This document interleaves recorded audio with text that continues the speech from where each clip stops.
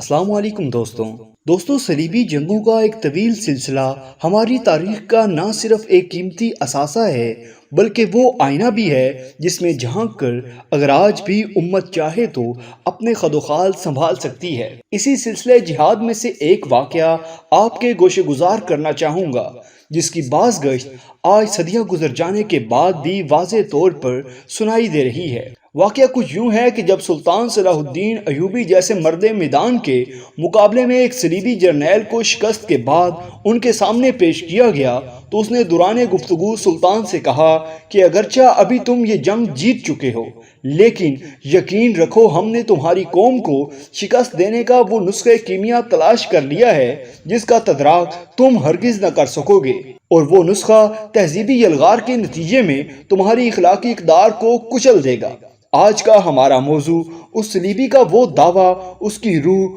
اور عہد حاضر میں سامنے آنے والے اس کے اثرات ہیں، جس میں خاص طور پر الیکٹرانک اور سوشل میڈیا کے ذریعے لڑی جانے والی جنگ اور اس میں ہمیں پے در پے ہونے والی شکست کا جائزہ لینے کی کوشش ہے۔ اس میں کوئی شک نہیں کہ میڈیا کو آج سے بہت پہلے ہی مؤثر ہونے کی بنیاد پر ریاست کا چوتھا ستون تسلیم کیا جا چکا ہے جو کہ رائے عامہ کو ہموار کرنے میں اپنا ثانی نہیں رکھتا۔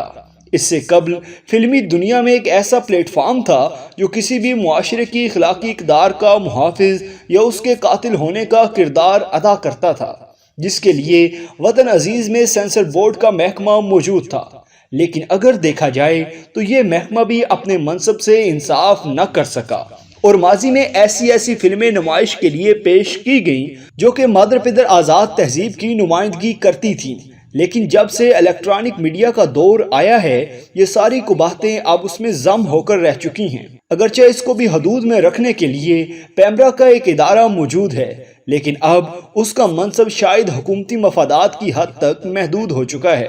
اور پاکستانی میڈیا پر ایسے حیا سوز ڈرامے دکھائے جا رہے ہیں جن کا ہماری تہذیب اور اسلامی اقدار سے دور کا بھی کوئی تعلق نہیں، بلکہ ان کے ذریعے کوئی صحت مند پیغام دینا یا معاشرتی بیماریوں کی نشاندہی اور ان کا علاج پیش کرنے کی بجائے شعوری طور پر ایسی کہانی اور کردار ترتیب دیے جا رہے ہیں جو کہ نسل نو کو صرف اور صرف ذہنی عیاشی اور اخلاق باختگی کی طرف مائل کر رہے ہیں، جس کی سادہ سی مثال حال ہی میں دکھائے جانے والے ایک ڈرامے کی صورت میں ملتی ہے، جس کو بدقسمتی سے شاید اس وجہ سے بے پناہ شہرت اور مقبولیت حاصل ہوئی کہ اس ڈرامے کی ہیروئن شادی شدہ ہونے کے باوجود اپنے ایک آشنا کے ساتھ رہ رہی تھی، جبکہ اس کا معصوم بیٹا والدین کے کرتوتوں سے بے خبر اپنی ٹیچر کے ساتھ اپنے والد کے تعلقات بنانے کی کوشش کرتا دکھایا گیا ہے۔ مزید یہ کہ اسی ڈرامے میں بالواسطہ طور پر ہندوازم کی پذیرائی کرتے ہوئے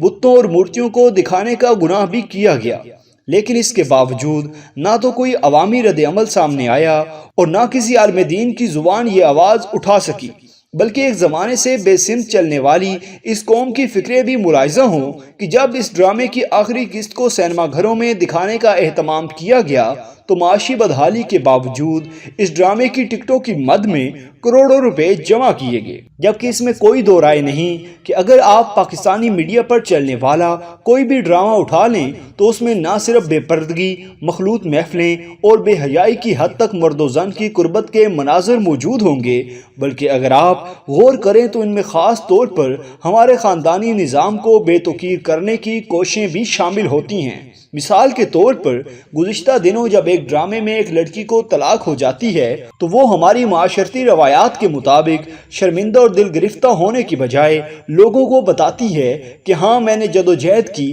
اور بندشوں سے بھری اس اذیتناک زندگی سے نجات حاصل کر لی۔ بات یہیں پر ختم نہیں ہوتی، بلکہ تھوڑی دیر کے لیے جلن نامی ایک ڈرامے پر بھی نظر ڈالتے چلیے، جس کی کہانی کے مطابق سالی کو اپنے بہنوئی کے ساتھ محبت ہو جاتی ہے اور پھر ان دونوں کے درمیان ایک خفیہ ملاقاتوں کا سلسلہ شروع ہو جاتا ہے، جس کے انجام کو جانے بغیر یہ سمجھنا ضروری ہے کہ اسلام میں سالی اور بہنوئی ایک دوسرے کے لیے محرم تصور کیے جاتے ہیں، یعنی ان کے درمیان نکاح کا رشتہ ممکن نہیں رہتا، اور نہ ہی بیک وقت دو بہنیں کسی کے نکاح میں آ سکتی ہیں۔ تو پھر ایسی ڈرامہ نویسی کا کیا مقصد ہے اور دیوانگی نامی ڈرامے میں دکھائی جانے والی دیوانگی بھی کوئی کم دلچسپ نہیں، جس میں ایک صاحب اپنے دفتری ملازم کی اہلیہ کے عشق میں گرفتار ہو کر اسے پانے کے لیے اپنا سب کچھ داؤ پر لگا دیتے ہیں، اور اس بیہودہ عمل کو سچے عشق کی داستان کے طور پر بیان کیا جاتا ہے۔ اور اگر آپ غور کریں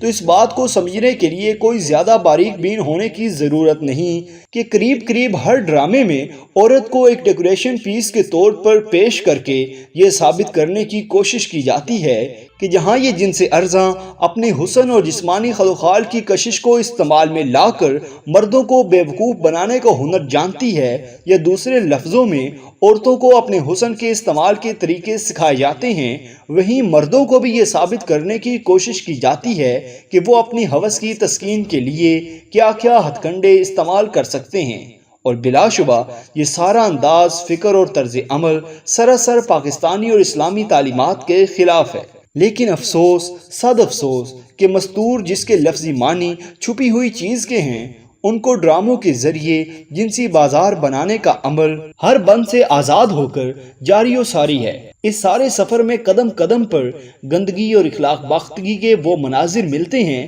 کہ اللہ کی پناہ۔ مثال کے طور پر ہم ٹی وی پر چلنے والے پیار کے صدقے نامی ڈرامے کی ایک جھلک بھی ملاحظہ کریں، اور پھر اپنی معاشرتی اقدار کے آئینے میں اس کردار کو پرکھنے کی کوشش کریں جس میں ایک سسر اپنی ہی بہو کے عشق میں مبتلا ہو کر اس مشرقی روایت کا قاتل بن جاتا ہے کہ بہو کا رشتہ بیٹی کے برابر ہوتا ہے۔ ابھی حال ہی میں پاکستان میں ایک ترکی ڈرامہ ارطغرل دکھایا جا رہا ہے، لیکن ہم سب جانتے ہیں کہ اس فیصلے کے وقت نہ صرف دنیا کے کئی ممالک بلکہ خود ہماری اداکار برادری نے بھی اس کی مخالفت کی تھی کہ اس کی بجائے پاکستانی ثقافت کو فروغ دینا زیادہ ضروری ہے۔ تو کیا یہی وہ پاکستانی ثقافت ہے جس کو ہر ڈرامے میں پروموٹ کرنے کی بھرپور کوششیں اپنے عروج پر ہیں؟ اس بارے میں ضرور سوچئے گا۔ تو دوستوں، یہ تھی ہماری آج کی ویڈیو۔ اگر آپ کو ویڈیو پسند آئے تو لائک ضرور کریں، اور ہمارے چینل کو سبسکرائب کرتے ہوئے ساتھ موجود گھنٹی کا بٹن بھی دبا دیں۔ شکریہ۔